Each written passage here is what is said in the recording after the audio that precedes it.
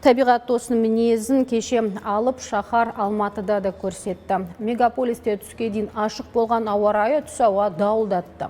Екпіндеп соққан жел қала ортасындағы ағаштарды түбімен қопарып, тіпті әуежайда тұрған Боинг 737 ұшағын да орнынан қозғалтты. Тұрғын үйлердің шатыры ұшып, жабындыларын жұлып кетті. Алматылық әріптесім Арнат Дүйсен тарқатсын.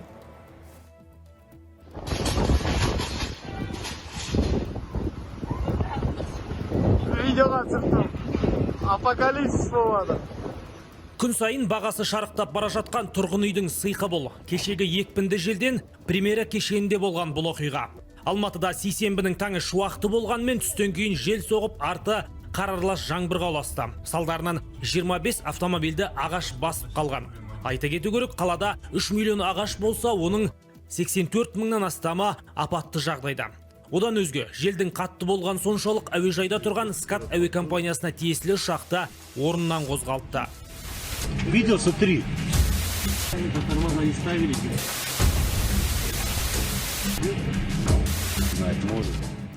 Сонымен қатар 13 жеке және көп қабатты тұрғын үй мен әкімшілік ғимараттың шатыры ұшып кеткен. Салдарынан 2 адам дене жарақатымен медициналық көмекке жүгінді. Жеке үйдің ауласын және көп қабатты тұрғын үйдің жертөлесін су басу фактілері де тіркелген.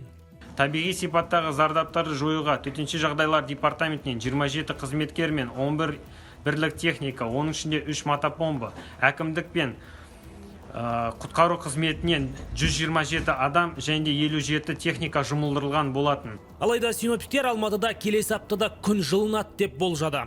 Нақтырақ айтқанда, сынап бағанасы 29 градусқа дейін ысуы мүмкін. Арнат Дүйсен, Нұрбол Сазабеков, Атамекен бизнес арнасы, Алматы.